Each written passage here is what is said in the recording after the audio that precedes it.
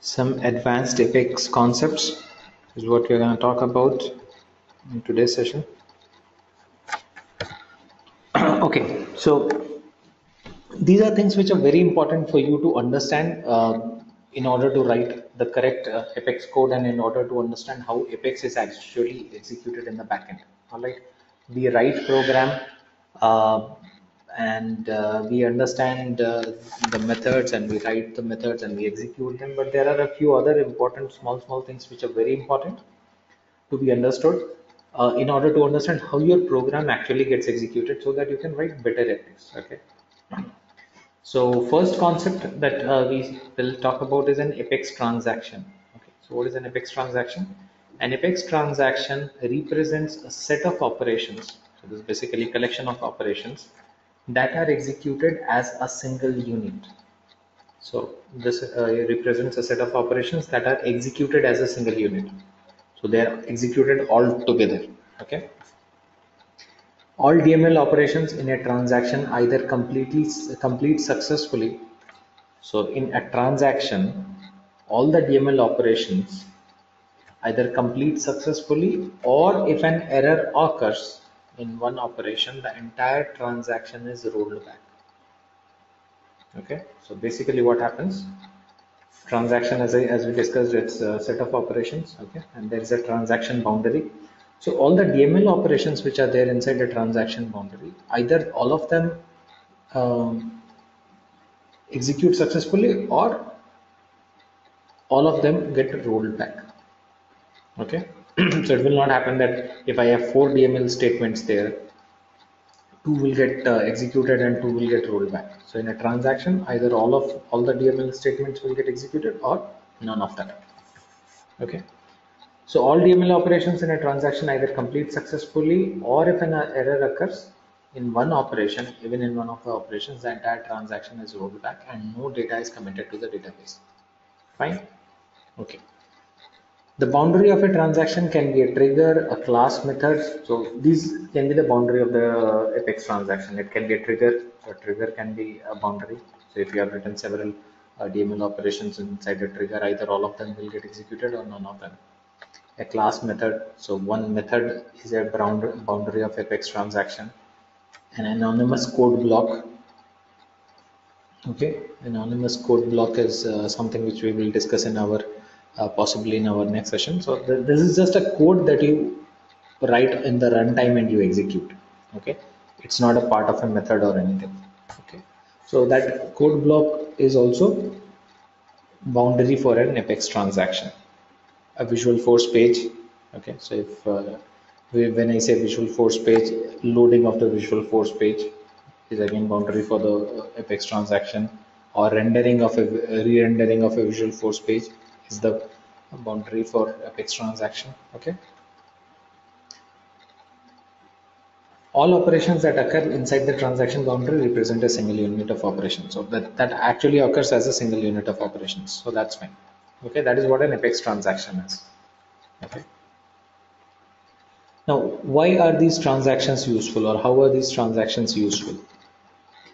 Transactions are useful when several operations are related. Okay, so if you have related operations, one operation is related to the other one. In that case, transactions are useful. And either all or none of the operations should be committed. And you have a requirement where the operations are, related, and you want either all of them should get executed or none of them should get executed. So either all of them get committed or none of them gets committed. All right. This keeps the database in a consistent state. So this keeps you in a your database in a consistent state. So after you run a method, you know that okay, fine. If there was an error, then nothing has been committed to the database. But if it commits half of the thing, then what will happen? Then we will be in a stage of dilemma that what happened, what got committed, what did not get committed, and there can be a lot of errors. So that will make your data inconsistent. Okay. There are many business scenarios that benefit from transaction processing. So there are a lot of business scenarios that can benefit from this transaction processing. So let's understand a simple example, something which you can easily relate to, and you can understand why transaction is so important. transferring funds from one bank account to other account. Let's say you're transferring fund from one bank account to the other account. Now what should happen? There's a certain amount which should be deducted from the first account, and it should be added to the second account, right? That is what should happen. Now in this case, it involves debiting the first account and crediting the second account. Okay, just an example for you to understand.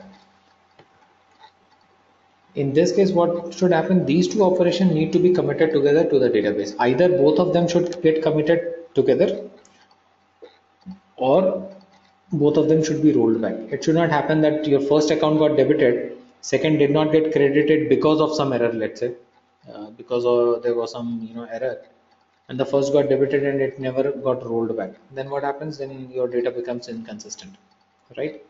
So there are operations like this. Okay, if I have to take one more example, we were doing the wizard the other day.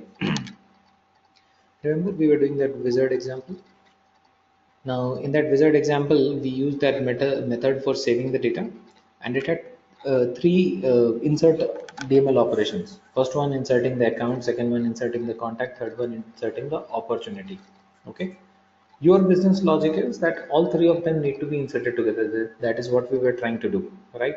We could have inserted the first one on the page one, but why we were trying to do it on all three of them? Because the business wants me to create an account, a contact, and opportunity, all three of them together. Okay. Now, if you have that sort of an interface, and let's say at the time of execution, your account gets created. So first DML operation which happens is account gets created, right? So let's talk about this scenario. So I think what we're trying to do is, first was my insert account, then I was trying to insert the contact, and then I was trying to insert the opportunity. Okay, my business scenario is that all these three need to be created together at once. Okay, and I just have one user interface for entering the value of all these three. Now what happens is, let's say at time of execution, when you clicked on the save button, insert A, this is successful. Insert C, this is also successful. Insert O, it has error. What happens? This does not get created. Now ideally what should happen? These two have already got inserted, right? So if it keeps the account and contact, then your data becomes inconsistent. The next time you do not know whether account got created or contact got created or what got created. So the moment it finds error here, it will roll back the first two statements also. So no account will be created, no contact will be created. You again, because you will again use the same interface, and you will again have to enter all the information of account, contact, everything. Got it? So that is the thing. That is what an Apex transaction is. All right. So this is how we benefit from an Apex transaction. Okay. So I think this example was more relevant to you. Again, this bank account example is something which logically actually tells us that, okay, why this is so important to execute the code in transaction. Why transaction processing is so important. All right. So that's one part. All right. So Apex transaction is something which we understand by now. So we know that all the DML operations within a method or a trigger either will get executed all together or will get rolled back. Okay. Now the next thing that I want you to understand is Apex and order of execution. Okay. So I want you to understand the order of execution of the Apex code. So when we have written an Apex code, and when we are trying to do, let's say, an insert operation or an update operation, what is the order of execution? What happens before data is committed to the database? What all things happen? Okay, so that's the second thing that I want you to understand. Order of execution. Okay.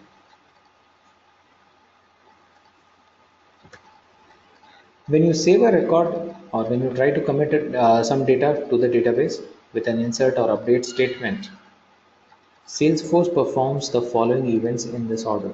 So these are the events which are performed. Okay, so what all happens and in what order they happen. Okay, let's understand this.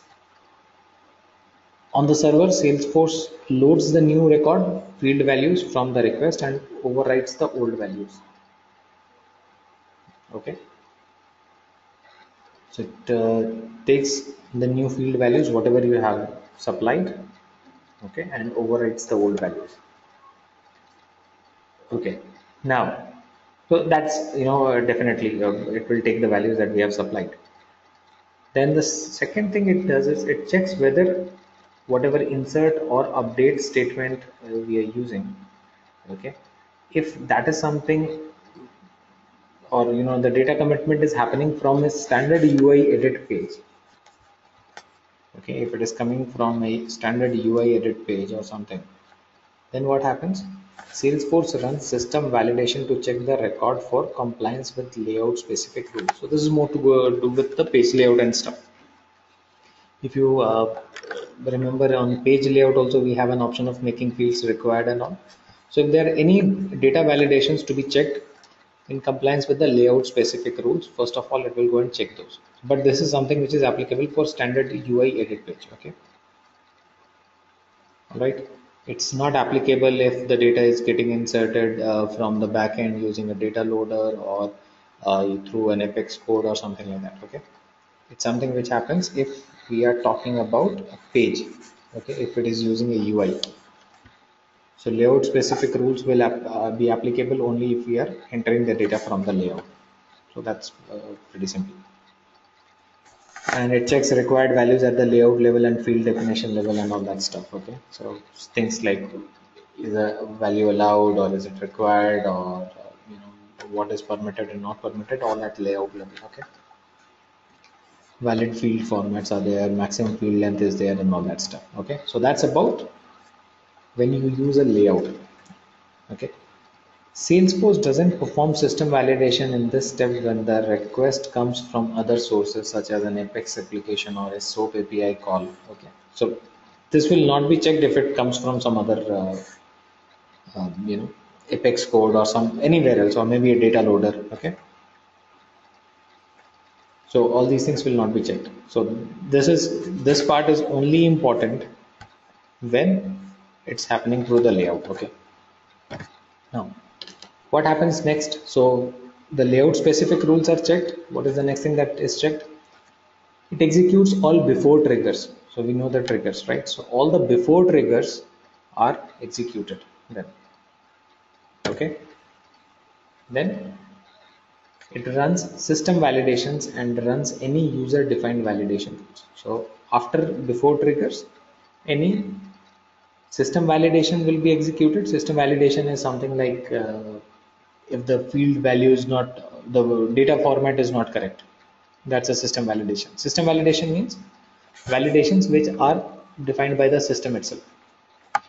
Okay, something like if you are trying to enter a number in a string in a number field, that's a system validation. If you are leaving a required field blank, that's a system validation. So we have not defined those validations, those are all system validations. Okay, so it runs system validation. So first of all it will execute before triggers, then it will run system validations and runs any user defined validations. So system validation, then user defined validation. User defined validation rules are the ones that we define. Okay, then it executes duplicate rules. Then we'll go and check if there are any duplicate rules and if the data is duplicate or not. Okay, so duplicate rules basically is not your before trigger duplicate rule that you are trying to define, that comes under before trigger. Duplicate rules are when you create a field, when you're creating a field, you define, make this field as unique, right? So those are basically considered under the duplicate rules. Okay, and the ones that you have defined under triggers will be taken care of in the before triggers.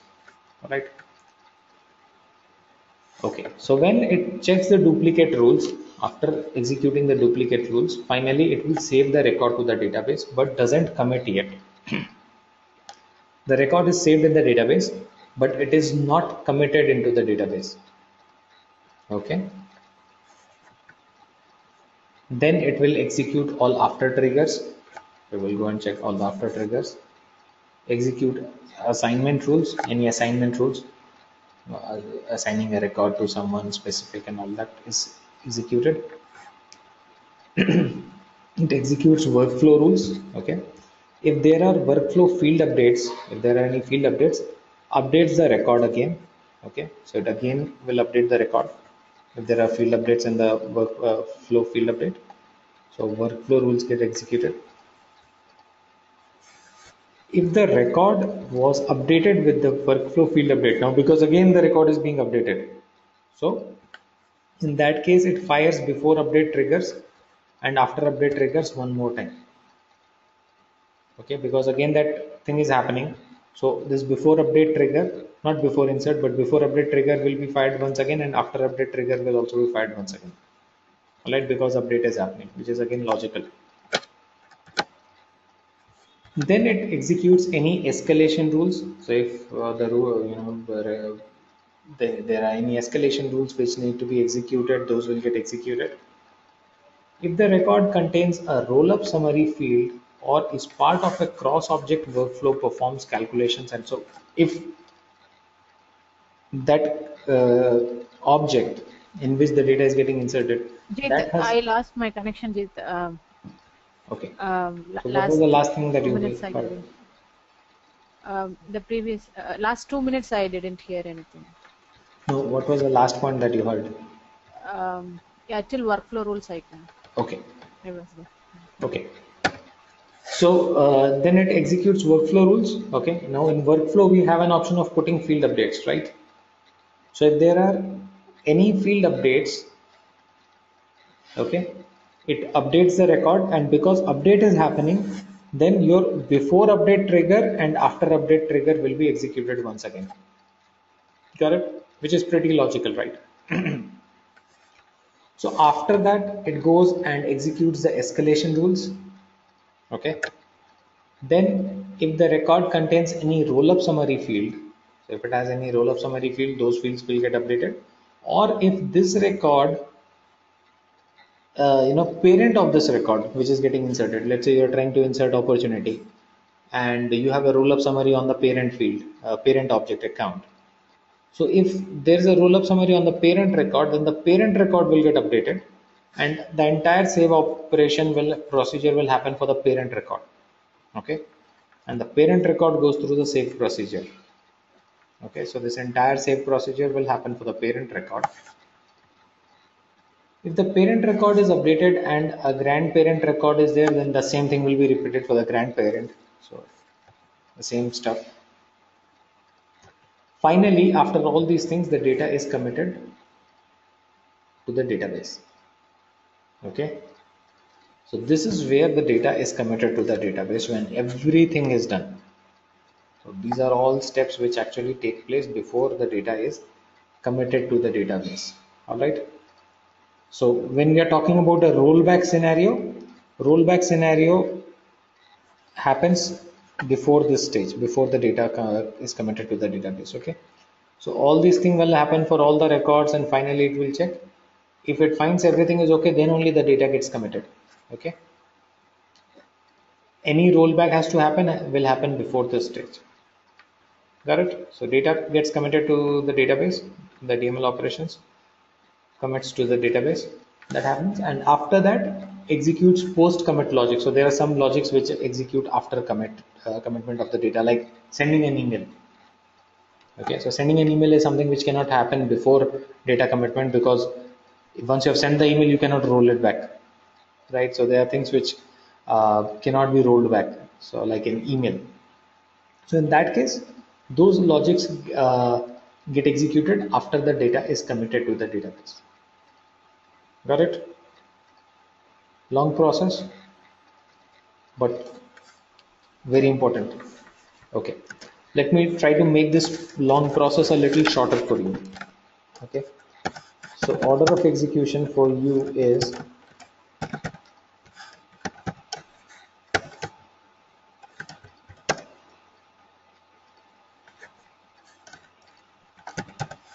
if, so first should be if it is through layout, then layout specific validation.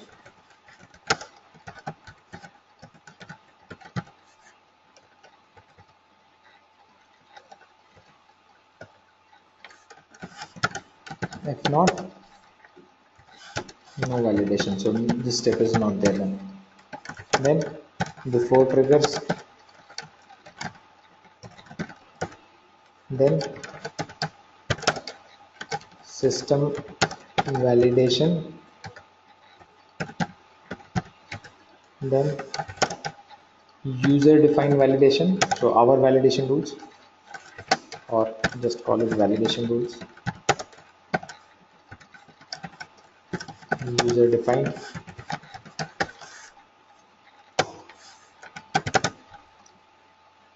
Um, After triggers,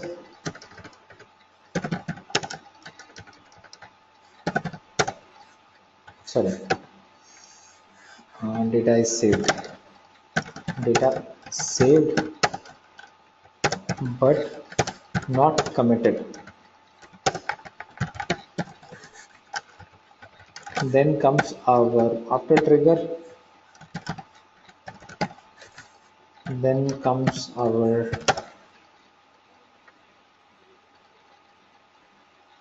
data saved but not committed. Then comes the after trigger. Then comes all the OOTP functionalities. Okay, just for you to remember it in one word. Out of the box functionalities, which include everything like escalation rules, assignment rules, workflow rules, all these things. Okay, it's not that important to remember the order for these things, so I just put it all under one thing. Okay, finally after your OOTP, you have data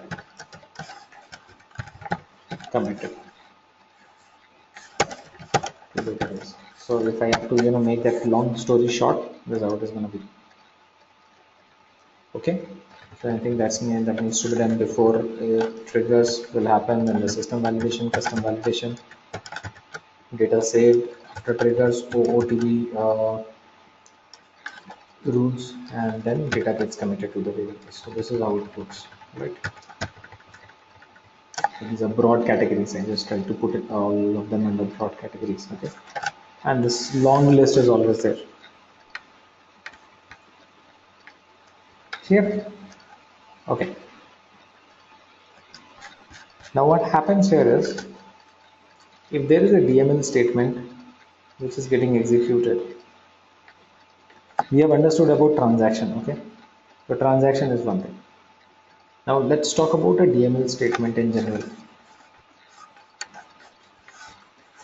Transaction we understand. Now the next thing that I'm going to talk about is a general DML statement. Okay. Now what happens with the DML statement is, if you are trying to, let's say, insert list of accounts, okay, and this list has 100 accounts, let's say.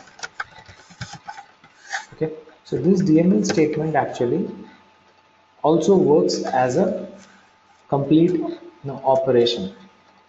So either this DML statement will completely get committed to the database or will be rolled back. Okay, so this concept is different from transaction. Transaction, I was talking about multiple DML statements. Can you just give me 1 second, please?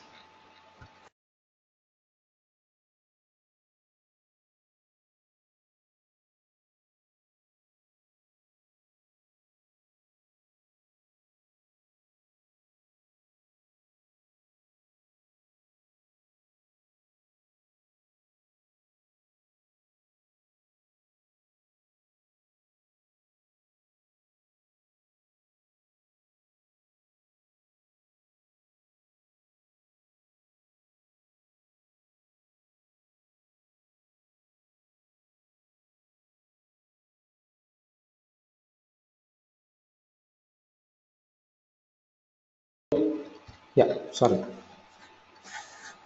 Okay, so an Apex transaction is different. What I'm trying to tell you now is about a DML statement. So if a DML statement is written to insert 100 accounts or update 100 accounts, that DML statement also either executes completely or gets completely rolled back. Okay, so it will not happen that it creates 30 records and it finds an error on 31st record.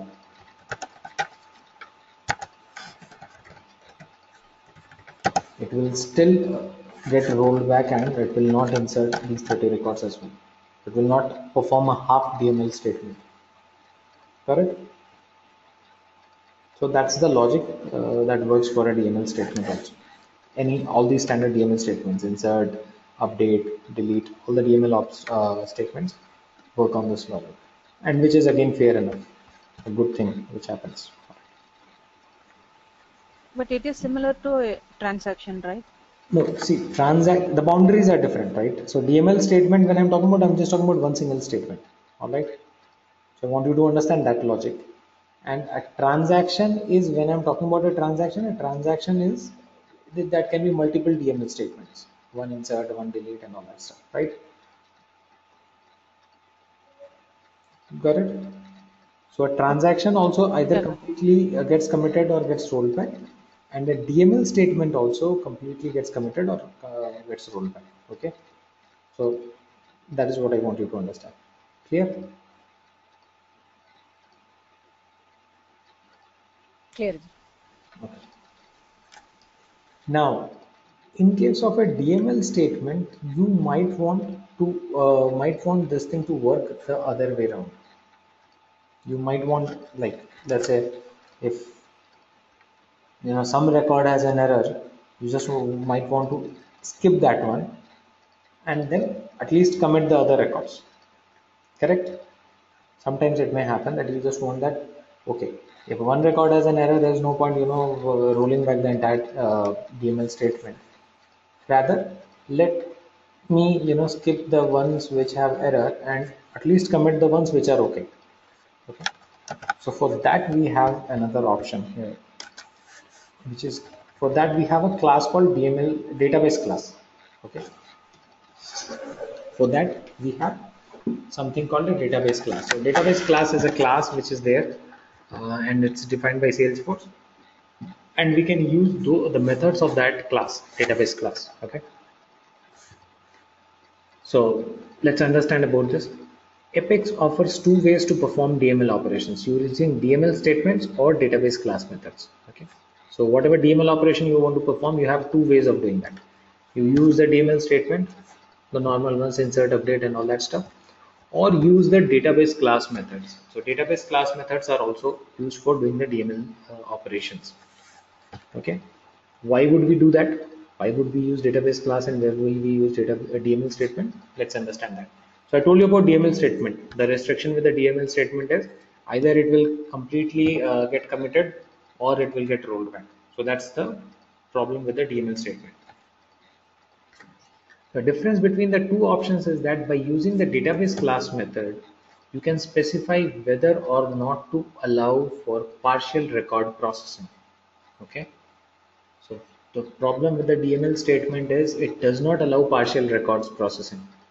It either commits the entire set of records to the database or rolls back the entire set of records, which we don't want. In that case, we should use database class method. So you can specify whether or not to allow for partial record processing if errors are encountered. So if there is an error encountered, you have an option using database class method. You have an option to allow partial record processing. Make sense, right? So you can do so by passing an additional second Boolean parameter. So there is a Boolean parameter for database class method, which say in where you have that option of defining it as true or false.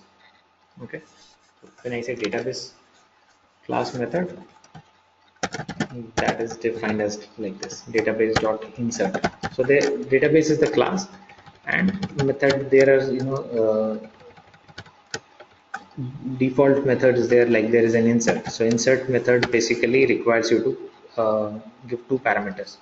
First parameter is the list of account or whatever records. Let's say list of account. Okay, this is I want to insert this account. So I have two options. Using DML statement, what I can do, I can simply write insert accounts. In this case, what will happen? Either this entire set of records will get processed or entire set of records will get rolled back. Okay. The other option I have is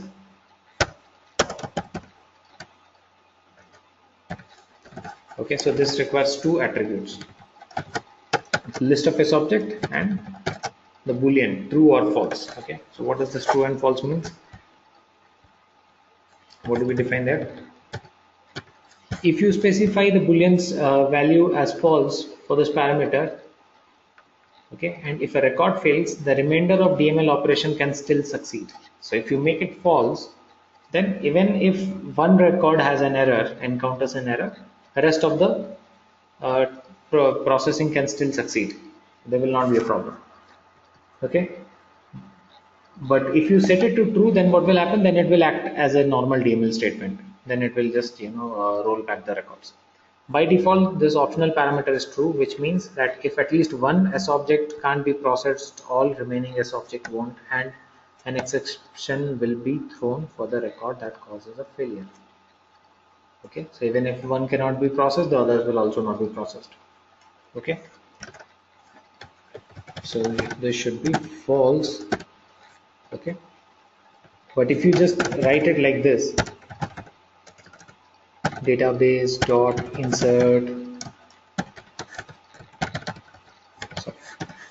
Okay, if you don't, by default the value of that boolean is true. So if you just write this, then this is similar to insert, so there is no difference then. Okay, then it's similar to what you have here. Okay, and this database class has a lot of other methods. So like the normal DML operations are okay. There are a few more methods which allow you to do a few more custom kind of operations on the database. So if you just go to your this account,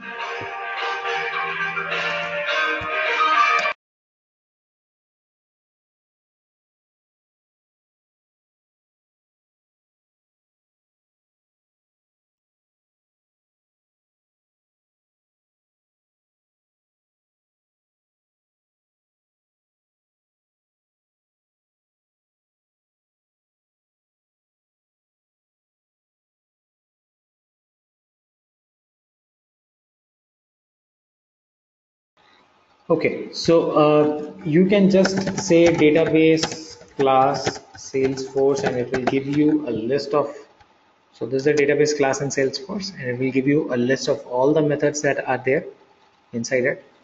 Okay, see, there's so many of them.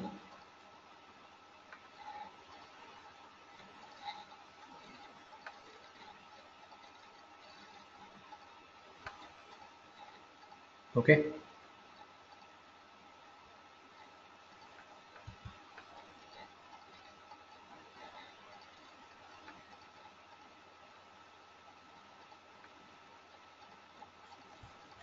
so insert is what we just talked about, database.insert. Okay,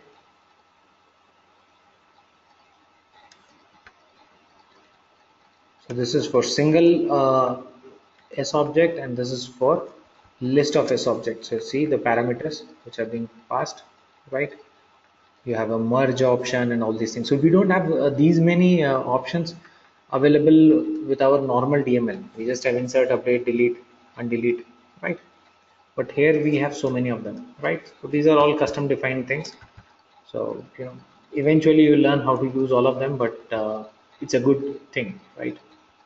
Like you see, there's an option for merging records. Okay, so you have an option of merging a subject with the IDs. So if you specify some else object and then you specify the ID, that can be merged into that ID. All right. Okay.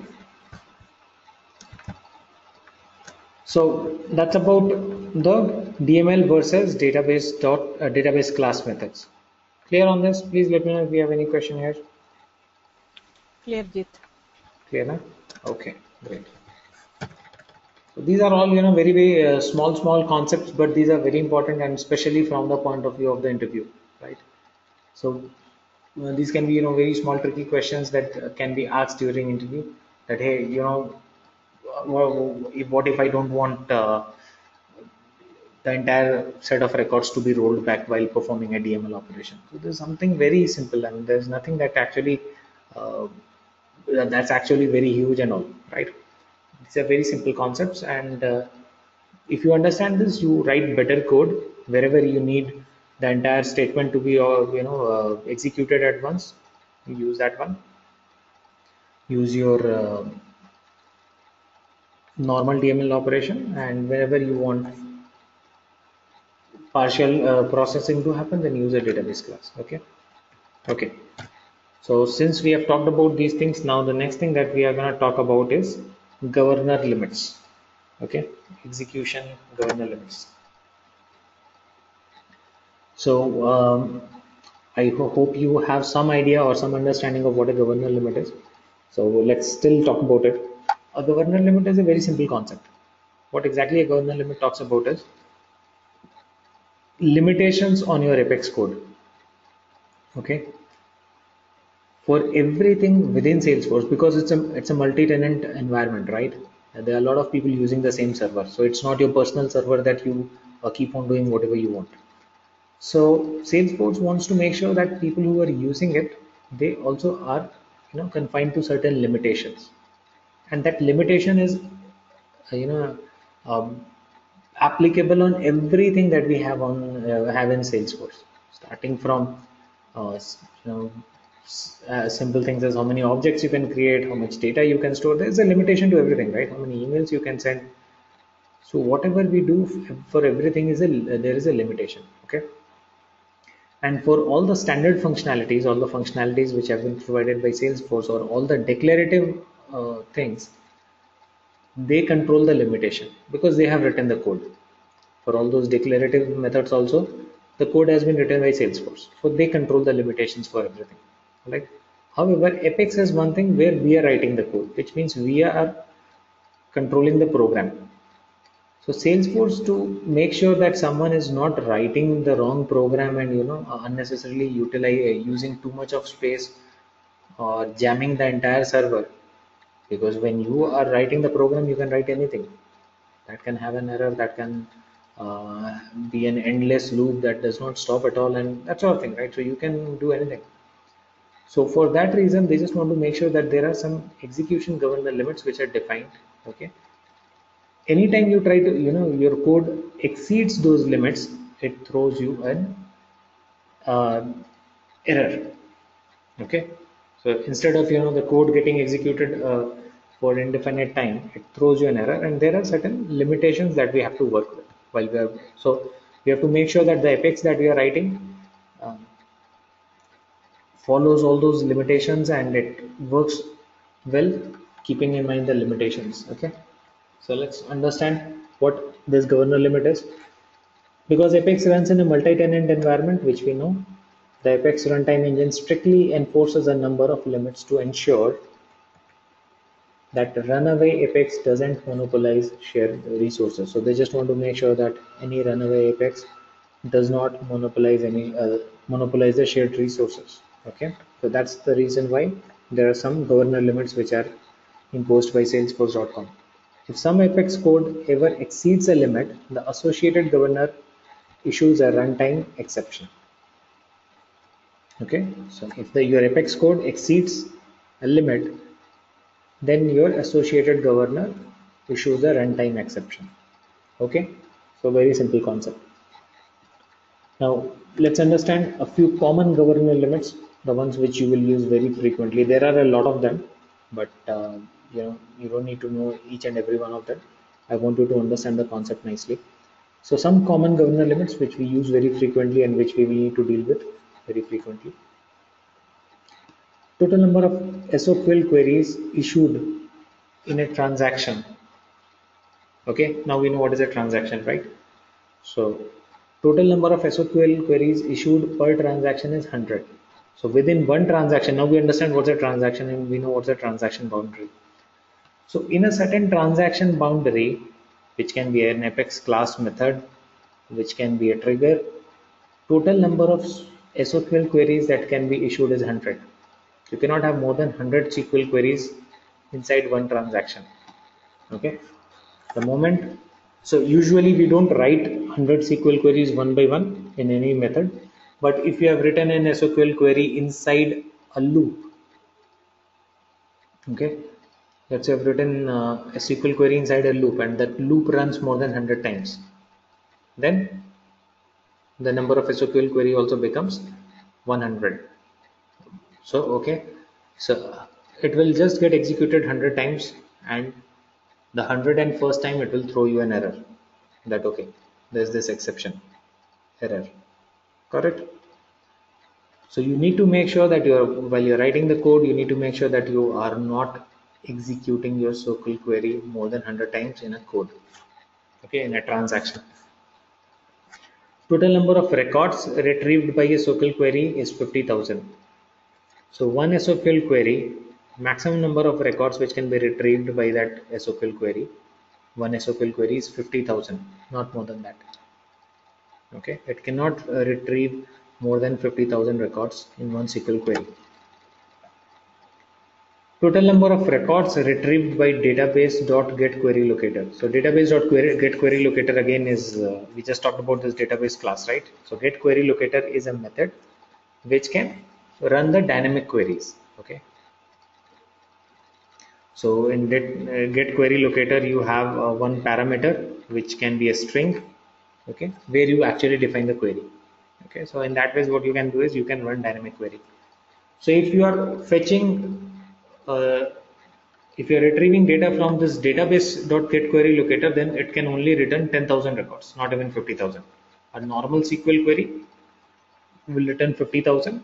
A database getQueryLocator will only return 10,000 records. It can only retrieve 10,000 records.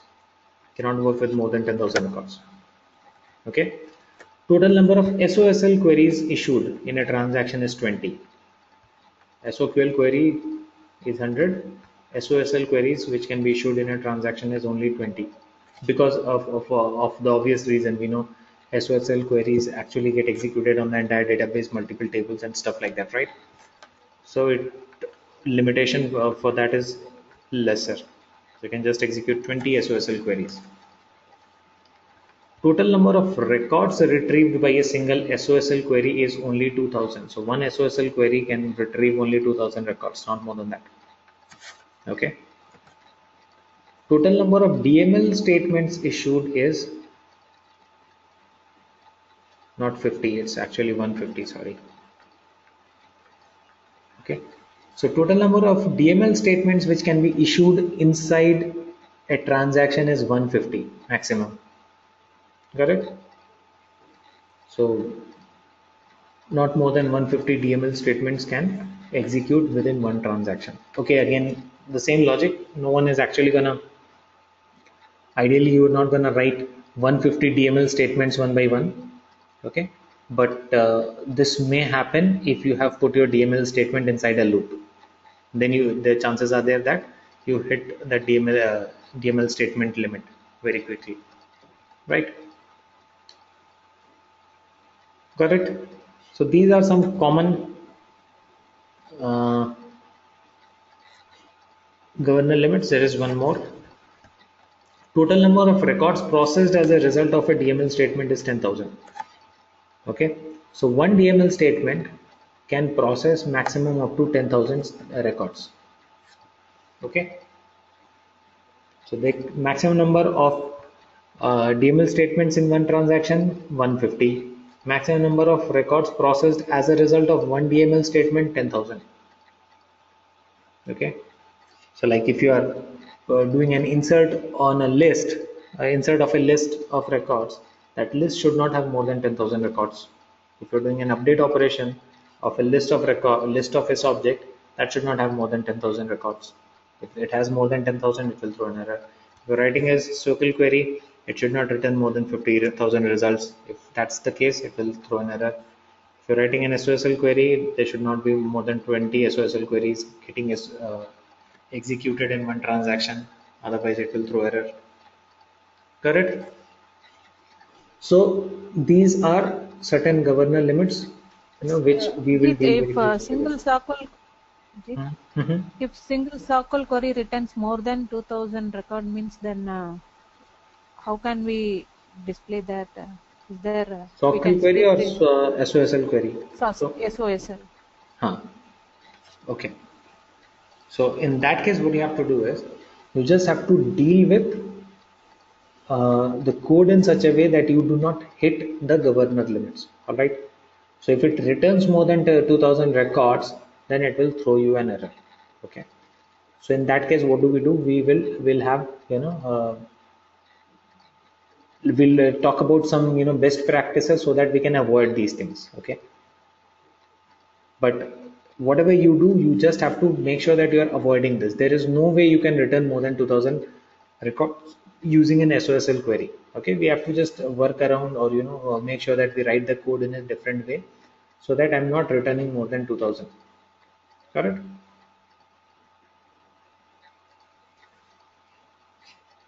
Okay. So let's talk about a few best practices. I think this question gets answered when I talk about the best practices of writing Apex.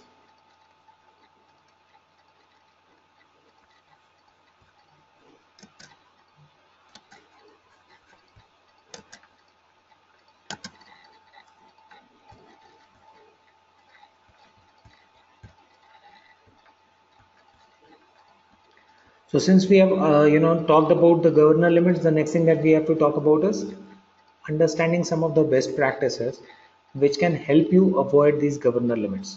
Okay, so you just have to make sure that you write your code in such a way that you avoid the governor limits. Okay, so let's understand a few ways of doing the same.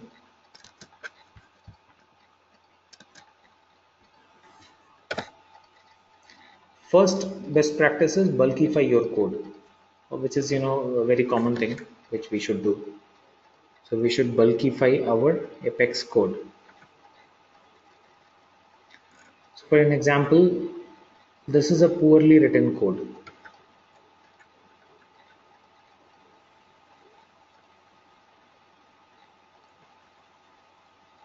Okay, if you write this, this is a poorly written code. This is not the right code.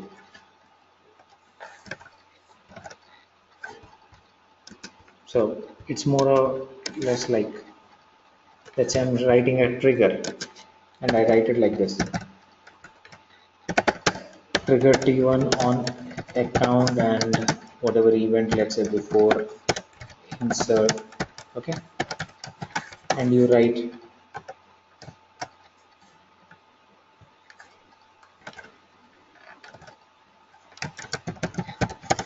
account A equals trigger dot new.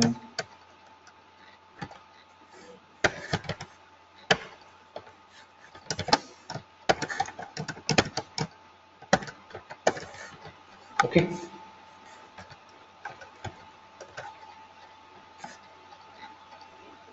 so this is a poorly written code. Why? This will work only for one record. We have talked about this earlier also, right? This will only get executed for one record and not for the entire set of trigger.new. So what is, let's say do something here, whatever you want. So this is not the right way of writing the code. So always try to bulkify your code. So it should be written the way we have written our triggers.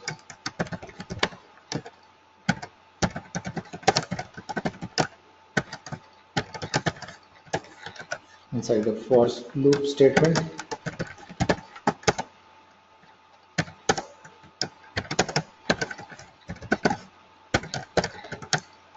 so this will, now whatever you want to do,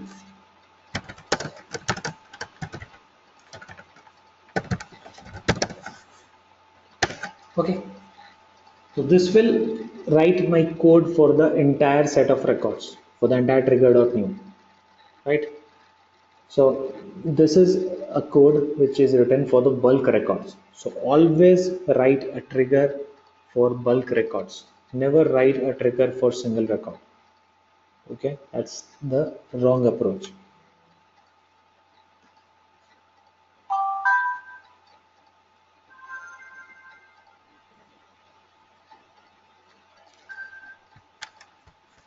Okay, so that's the incorrect approach. Now,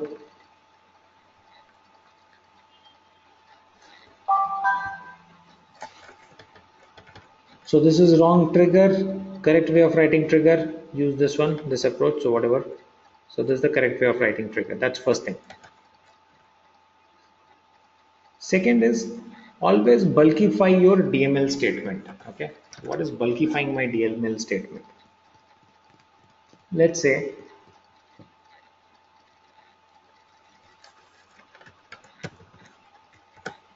you want to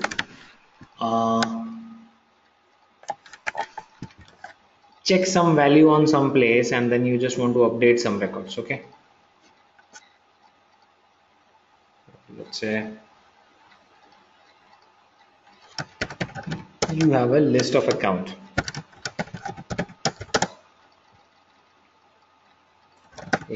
Accounts, and then you say for, so now we have learned the first thing that okay, it's good to write bulkified code. So you use this one, you say account in ACTS, okay, and then here you say if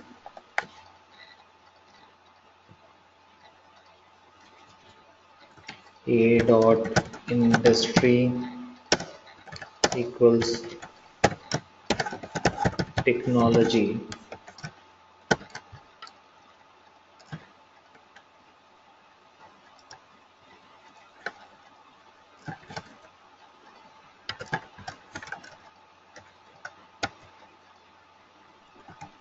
a dot description equals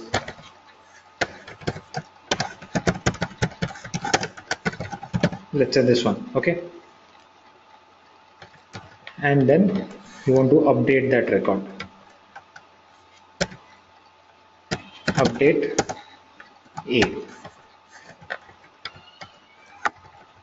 okay.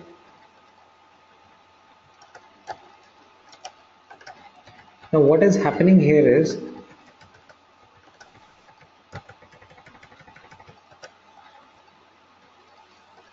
okay, what is happening here is the DML statement still lies inside my for loop, right? What will happen? The number of times my for loop runs, number of DML statements will get counted. Got it?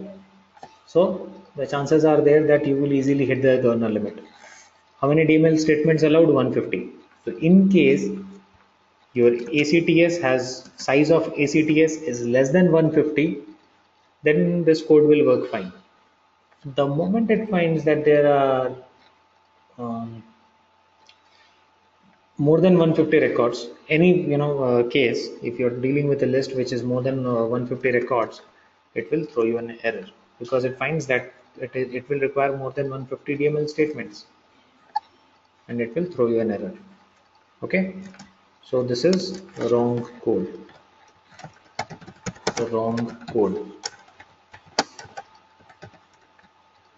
not wrong, in fact inefficient. Good for only records, set of data which is less than 150, okay, but will not deal with the records which are more than 150, and 150 is very less number, okay, so you can easily hit that government limit. So what is the efficient way of writing this? So what's the correct way of writing it? Define it like this. So let's have this one.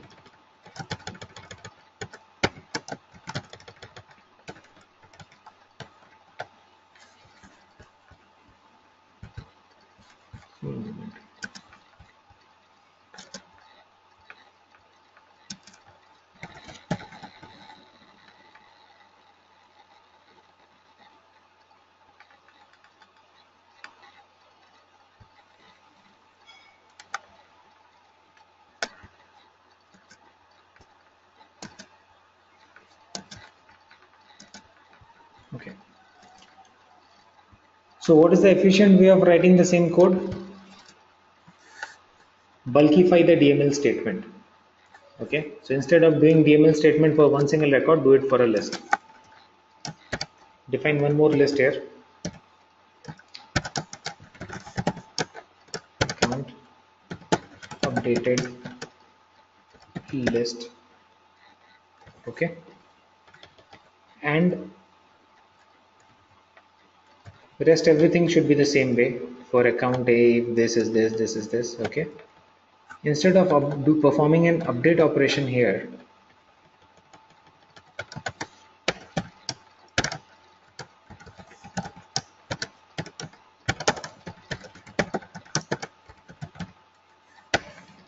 instead of doing an update operation here, what I'm going to do is I will just add this A to the list. So updated list dot add A. So what happens? No DML statement, only A gets added to this list. Okay. So I form the list and I go ahead, come out of the for loop, and then I say update updated list.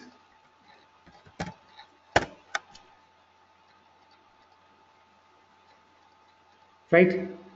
So this is what happens. How many DML statement I am consuming? Only one. In this code, what was I doing? Number of records was equal to number of DML statements. Not the right way of writing the code, right? So if you actually want to write efficient code which works for large set of data, use it like this. Keep your DML statement outside the for loop always. And if you want to keep it outside the for loop, then you definitely will have to work with the bulkified DML statement. So try to do a DML statement for bulk records. Then there is again another challenge that this, again, if you will look into that governor limit that we were talking about,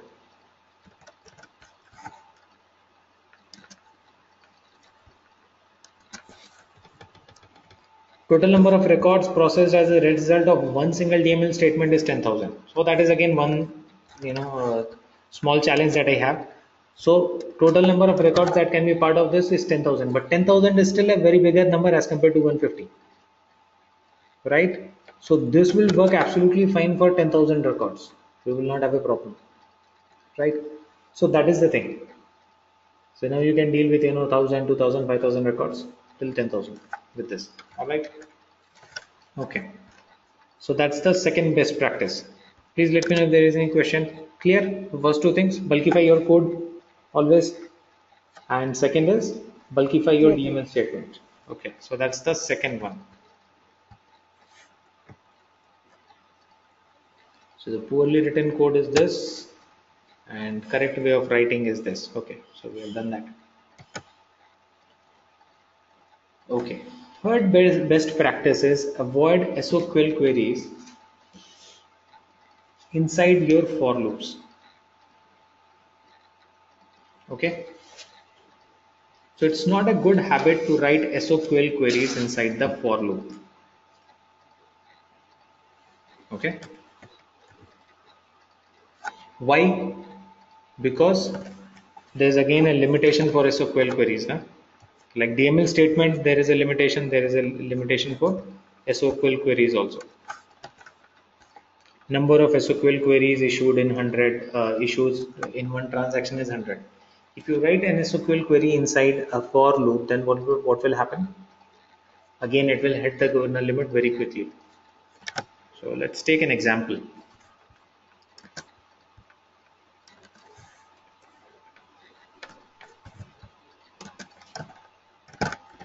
avoid SO query inside the for loop.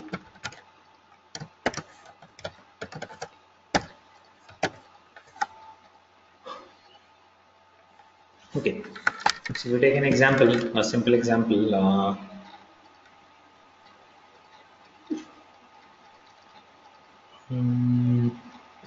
Okay, so let's say I have a list of account. Okay, and then I say for account A within ACTS. Now I want to fetch all the contacts of this account. Okay, so I would write a list of contact cons equals select email from contact where account ID equals a.id.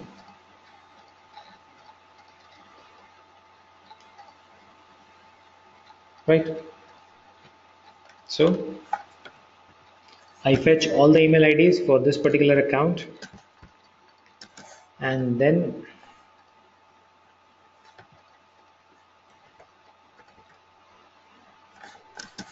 for this list I can again have one loop inside this. Let's say for contact C in cons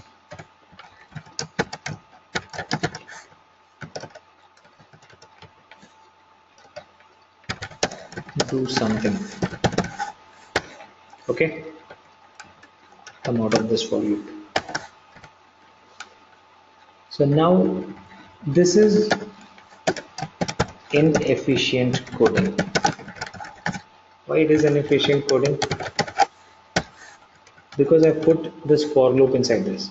So now if this list is more than 100 records, again this will throw an error. So it will work absolutely fine for up to 100 records. Okay, if your number of accounts that you're dealing with here is less than 100, it's okay. If it's more than 100, it throws an error. Alright, so you hit the kernel limit very quickly. So writing an SOQL query inside a for loop is not a very good idea. So what do we do there? What's the other thing that we can do? We can create another list and then yes, take the IDs, maybe set of IDs and use that. Okay, so let's say this code, instead of this I make it a trigger. Okay, let's say I'm dealing with a trigger, and on that trigger I actually want to go and check the child contacts and do something on those. Okay, so let's say this is a trigger T1 on account before update or something, whatever. Okay, so in that case it should be trigger dot new. Okay, now I'm using this. Now this trigger will work absolutely fine if you are trying to upload up to 100 accounts. Okay, if you're doing a bulk upload or kind of an operation, and if you have less than 100 accounts, this trigger will execute correctly. If there are more than 100 accounts, this trigger will not work. Okay, so in that case, what is the efficient way of writing this code?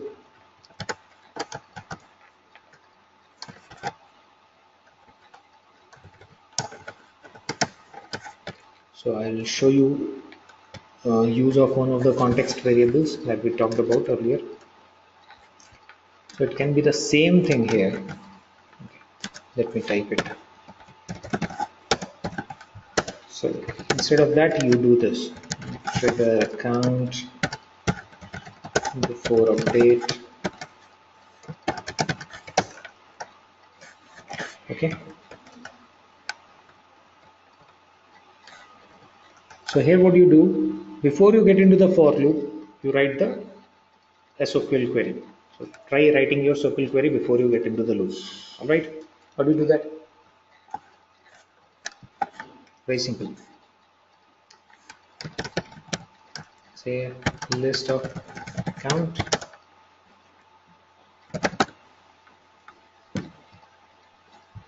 counts equals, let's just select name, type, industry,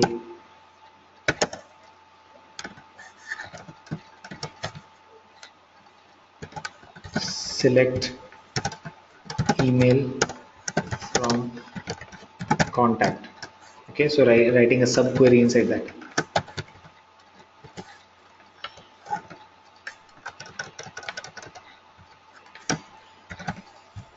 From account where ID in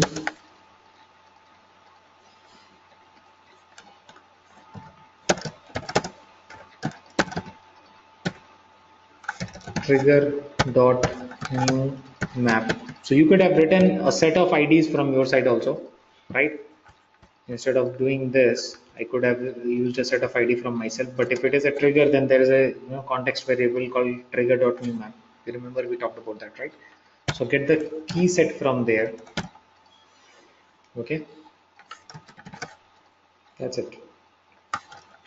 So it will only get the unique IDs from the trigger.new map, from the trigger.new basically. Okay, trigger.new map is a map. Trigger.new returns list of a subject. Trigger.new map returns a map. Okay, so I'm just getting the set of IDs from there. So where the ID is in this. Okay, so one SOQL query retrieves all the results for me. Now I write my trigger this way for account A in ACTS. Okay, so this is for trigger specifically, and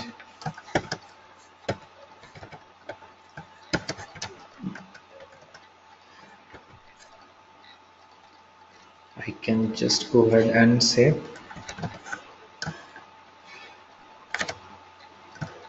for contact CNA dot contacts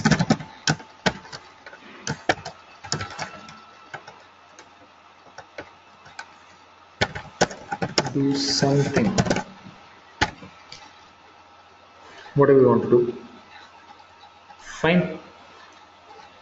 So this is where we are bulkifying our DML, keeping our SOQL query outside the loop.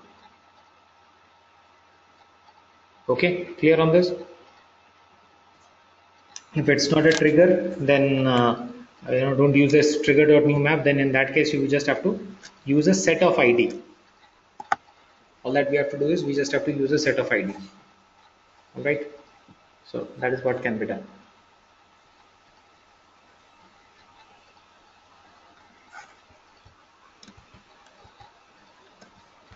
Clear? Okay. So let's go ahead and see other good practices. Okay, the next best practice is use your SOQL for loops. Okay, what is an SOQL for loop? So in that for statement, use your SOQL statement. Use SOQL for loops to operate on records in batches of 200. So this one answers your question. So when we are talking about if I have really a big set of data, okay, if you write your one big query, then it can return maximum 50,000 records, okay, which becomes a problem. But your SOQL for loops operates on records in batches of 200, so it keeps on operating in batches of 200, and it can then go ahead and take care of any set of records, right? So dealing with big set of records, you should write SOQL for loops. Okay, so what is SOQL for loop and what is the normal code? I think SOQL for loop is something that we have done in one of our examples also.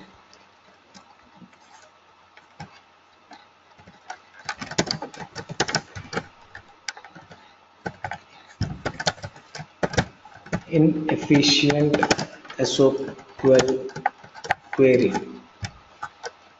If we are talking about big set of records, if I write something like this, list of account equal to, let's say, select name, type, industry from account, then what happens? This can return can work with 50k records. Okay, another way of doing that is write it this way.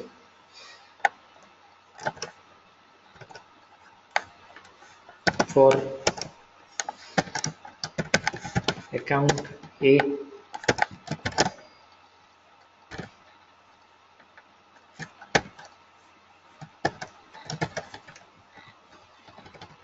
don't write the SOQL query inside the for loop, but use a SOQL for loop, which is select name, type, industry from account. Now this actually executes batches of 200 records. So it will do what, 200 records. It will check 200 records, perform the operation, come out of the for loop, again go back, again take 200 operations, perform the operation. So it actually gets executed in the batches of 200 records. Okay, so this phase you can actually deal with a lot of records. Correct.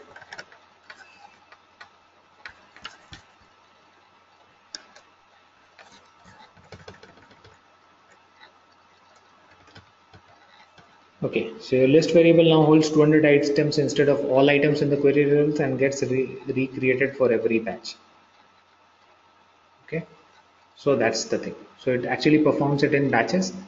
So you will be able to deal with huge set of data.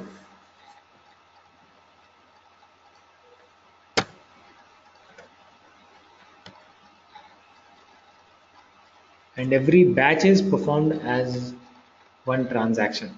So basically, your governor limits also get refreshed when you're using that for SOQL for loop.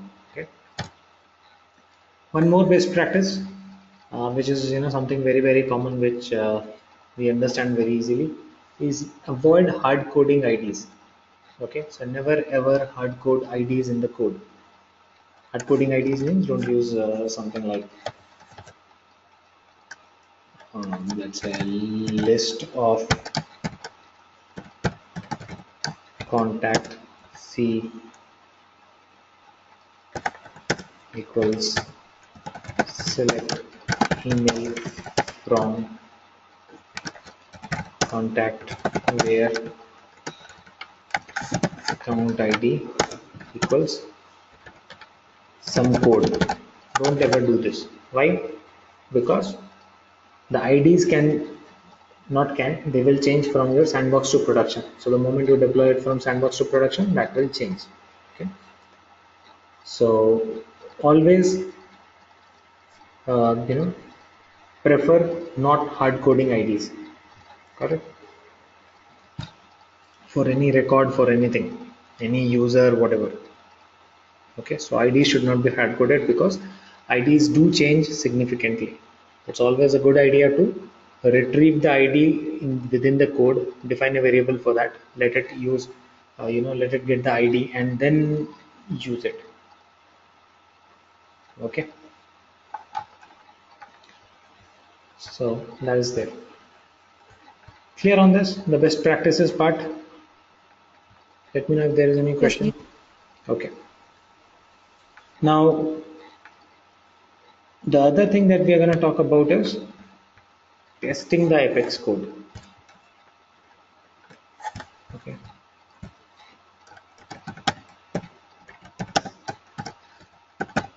testing Apex. Okay, what is this testing of Apex?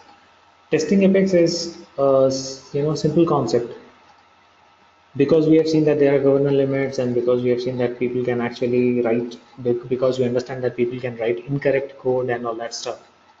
So what Salesforce does is they ask you to test all the Apex that you have written. And how do we do a test? We just write test methods. Okay, so basically a test method is a method that will test my actual Apex. Okay, and it will only just go ahead and check whether the code that I have written is correct or not.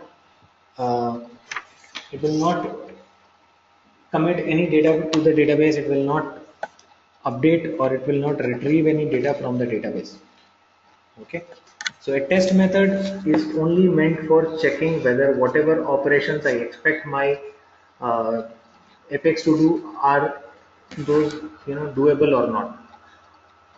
Okay, so that's what a test method should do. Now,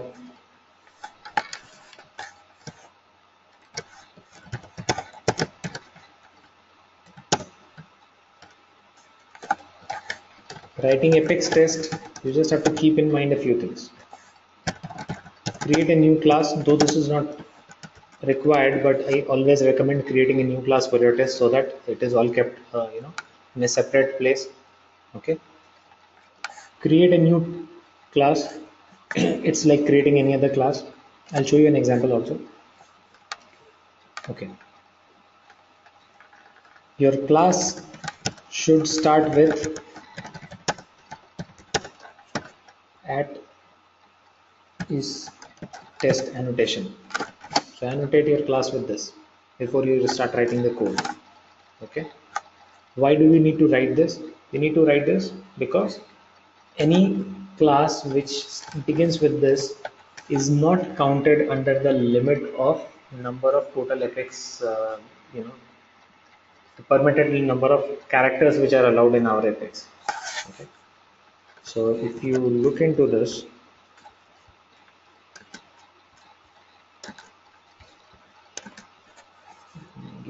let me log in into Salesforce and show you something.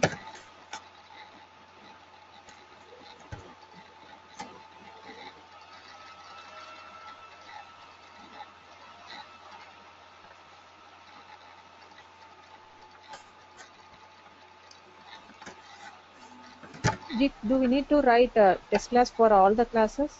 For We should. everything, yes. For all Apex, you need test for all Apex transactions.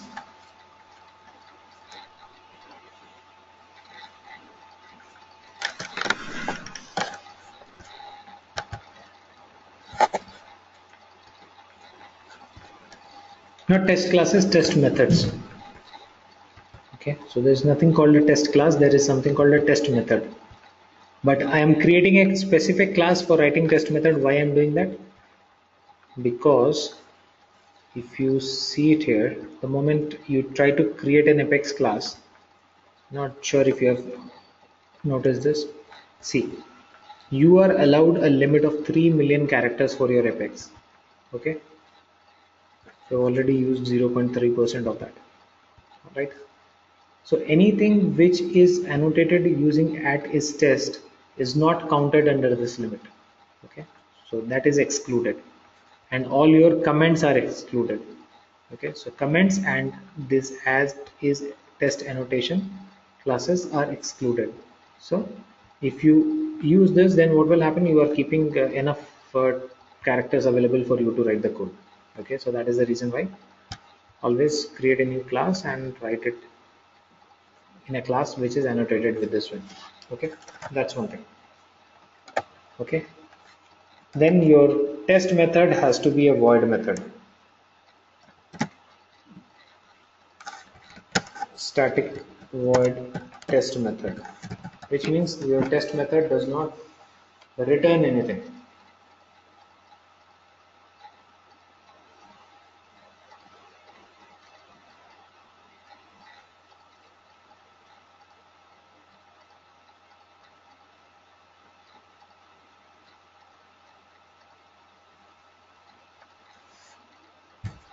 Okay, so define your test method and it should not return anything. That's there. Okay. Apart from this, what else? Every time you run this test method, it provides code coverage to your code. Okay. 75% of code coverage is required for Apex to be deployed. So any Apex that you've written, you want to deploy that Apex, you need 75% of code coverage. You want to deploy it from sandbox to production, you want to create a package. Yesterday we talked about package.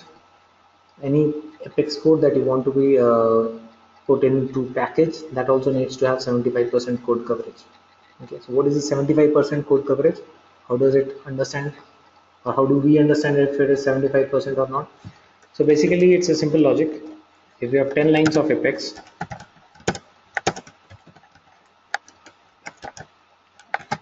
each line covered will give you 10% code coverage.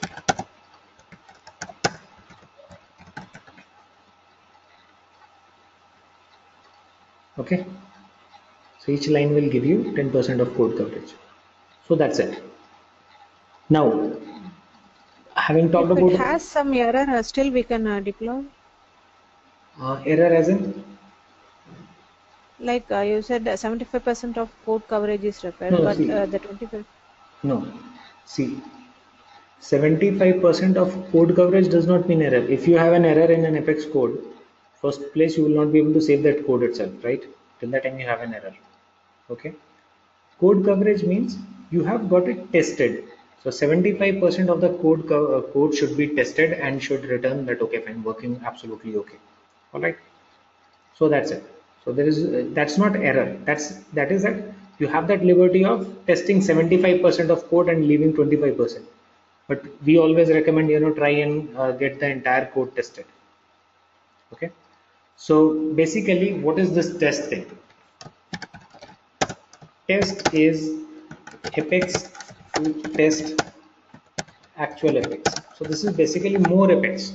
Okay, Apex to check my actual Apex. All right, and this Apex will go and check the actual Apex whether that is working fine or not. All right. Now, what happens here is what is the difference between your actual Apex code?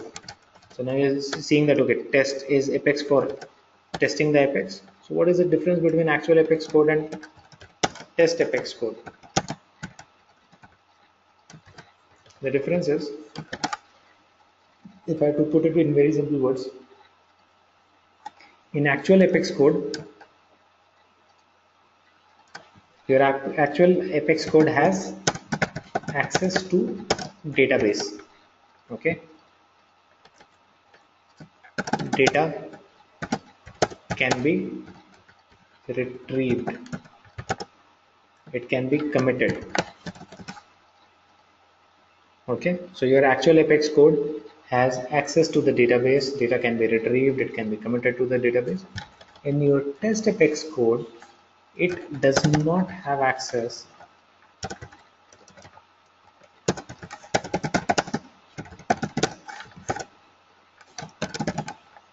to database. Okay, which means it cannot retrieve any records from the database. Any SOQL query will not work, or will not retrieve any data from the database. It will not commit. So if you are writing an insert operation, insert A, it will actually not go and write any data inside the database. Okay, so that is what an Apex code does, a test code does. Okay, so don't worry about your dummy records, because for testing I will definitely use dummy records. If I do not have access to the database, then what will I have to do? I deal with dummy records. Let's say for actual Apex code, you have written account A equals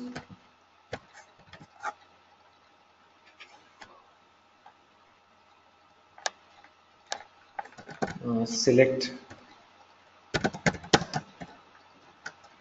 industry from account where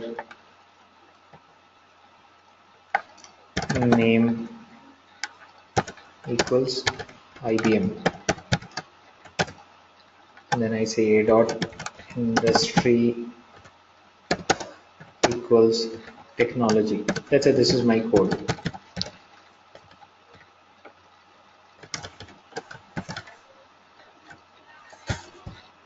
That's it. This is my code. Okay, and after that I say update hey. This is my actual Apex code. This can be executed from a trigger or from a method or wherever. Okay. Now I have to test whether this operation will run successfully or not. Okay, so my test class will just go and check whether a particular account industry can be updated and all these things, whatever has to happen here can happen or not. So while you're writing the test, you do not have access to, so you cannot say account a equals select statement. This will not happen, right? So what do you have to do? You just write a dummy account here. Okay, say name equals IBM, industry equals education something. Okay, a dot industry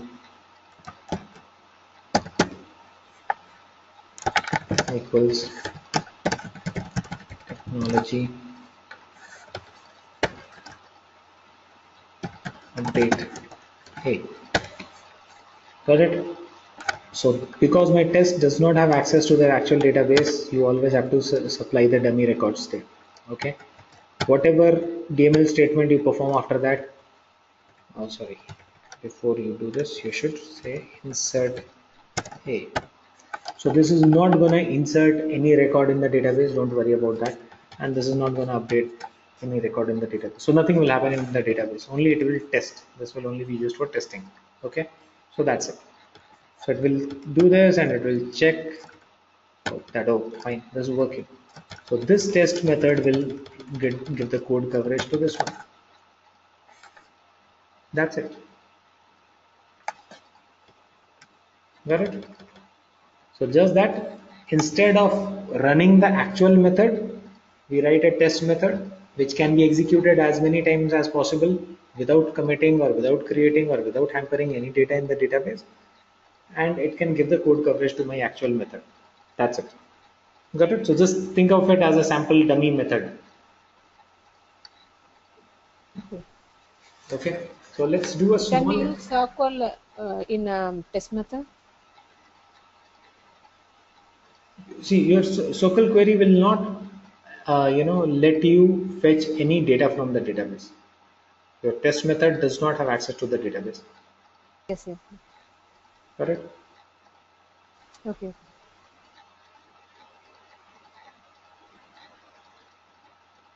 Okay. So let's do a small example. So let's create a small trigger and write a test method for that. Okay. Write a test method for that trigger. So let's say I'll just go ahead with this. The example that I was just doing now. Let's say I want to write a trigger on account.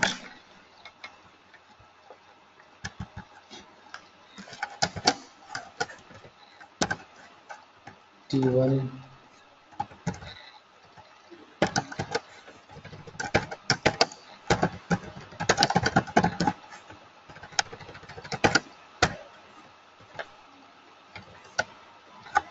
okay.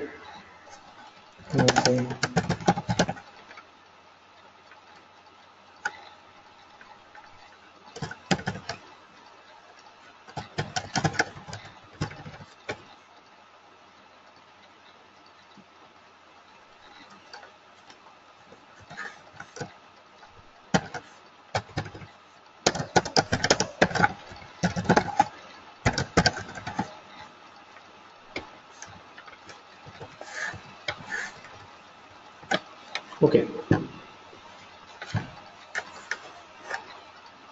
you just want to say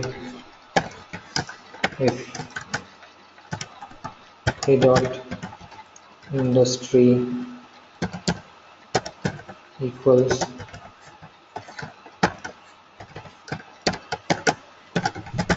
technology, let's say a dot description equals technology account. Let's say this is what my trigger will do. Okay, small trigger. This is what my trigger is supposed to do. I need to test this.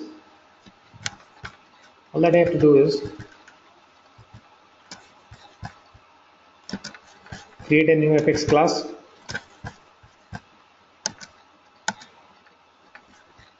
So I basically want to test. What do I want to test? I just want to go ahead and test whether while a new record is being inserted, if the industry is technology, whether the description gets updated to technology or technology account or not. That is what my actual method is expected to do, and I just want to test it with a dummy set of records.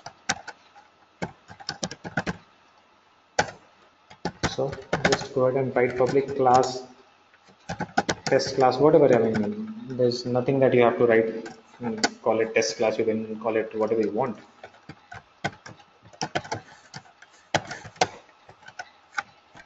And then you write, so we'll have to supply the values, okay? And it's always a good habit to write a test method with multiple records. So instead of using one single record, use multiple records for the test class, okay?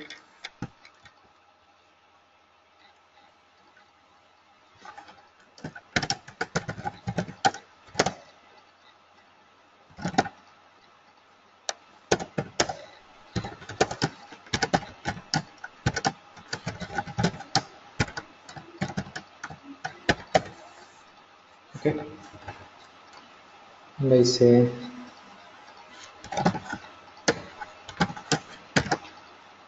so now I want to create multiple dummy records, okay, for new list of account.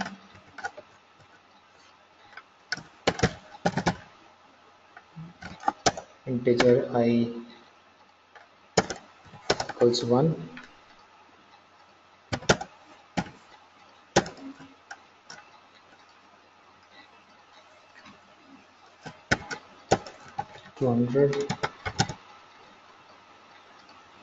I plus plus.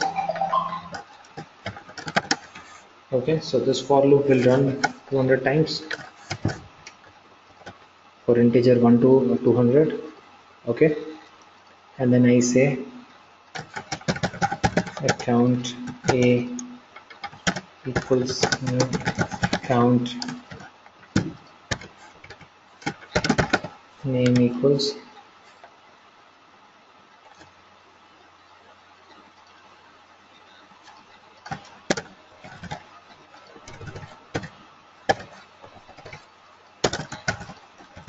test account plus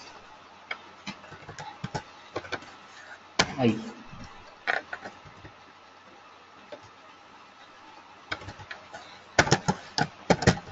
Industry equals technology.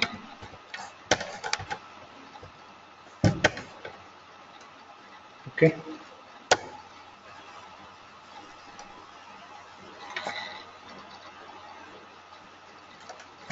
acts dot add A. So now this acts is a list of all the dummy accounts that I've just created. Okay, now all that I have to do is I have to start the test dot start test. Okay, you can avoid this thing, you can skip this part. Okay, there's this method called test.startTest. You can use this or you can just skip it. Okay, what is the advantage of using it? Advantage of using this is that the governor limits get refreshed once you have started test. Okay, so any SOQL queries or anything which I've run here will not be counted inside this. Okay, and you will have a fresh limit of governor limits. Okay, so it's good habit to start it. So now I am doing an insert. So if in case you have done any DML statement or anything before this, that does not get counted. So I insert this and then you do test dot stop test. So this is completely optional, but it's good to do that, okay, to get a revised governor limit. Okay, so that's it. This performs this DML statement. Now I just want to go ahead and check whether the value gets updated properly or not. So what I can do is, after this, I can write list of accounts, inserted accounts.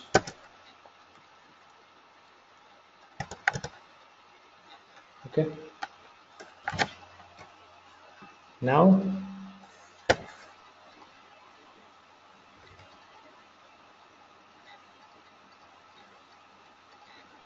I say select name and industry from account where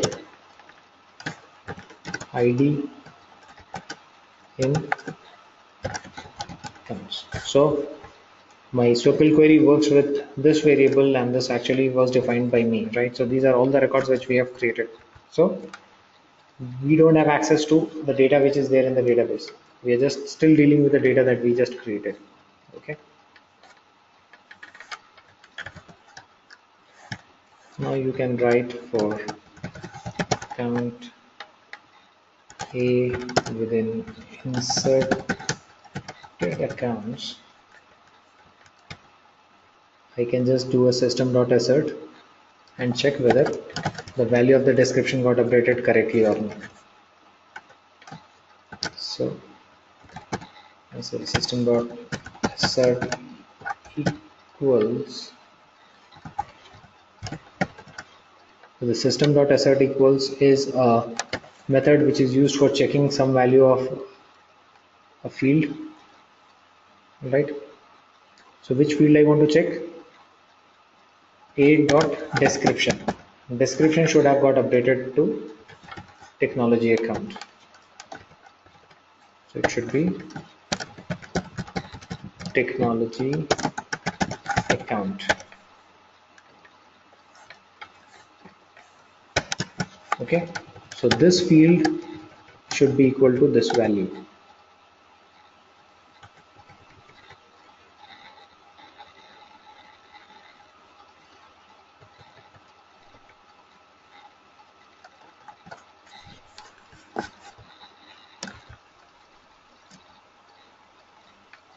System.assert.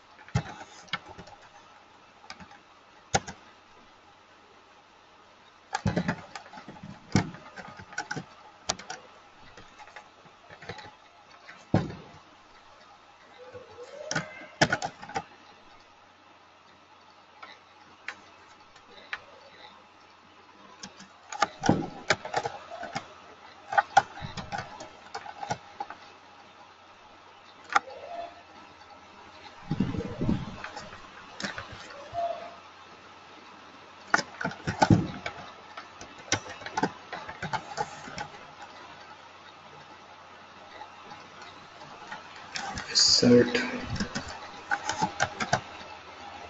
Okay.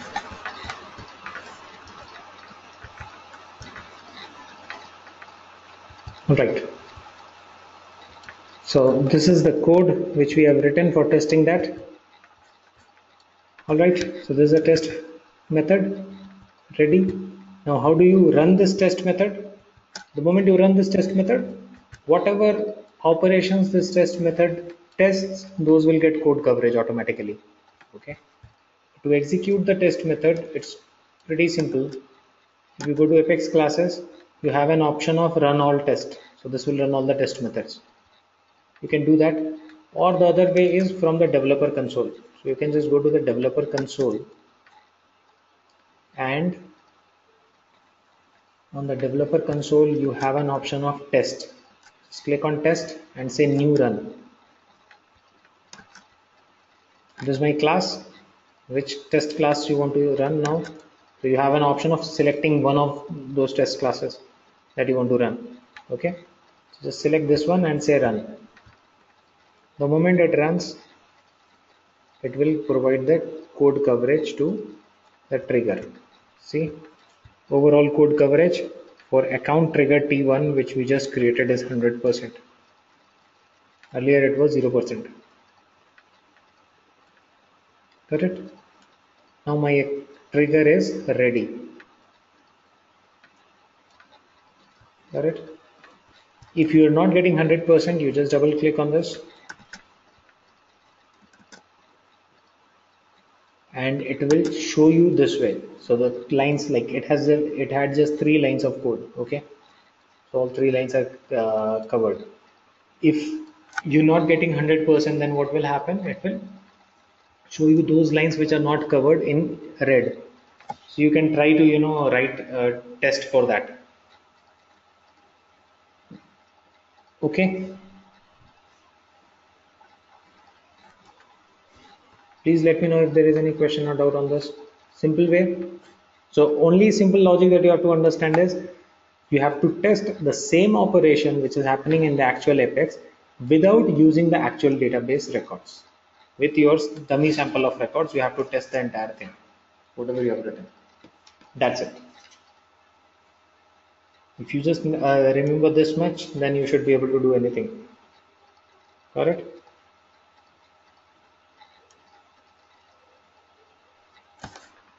Okay. So if we do not have questions on this, then I think we are good for today. We have covered quite a few things. So we meet tomorrow same time, and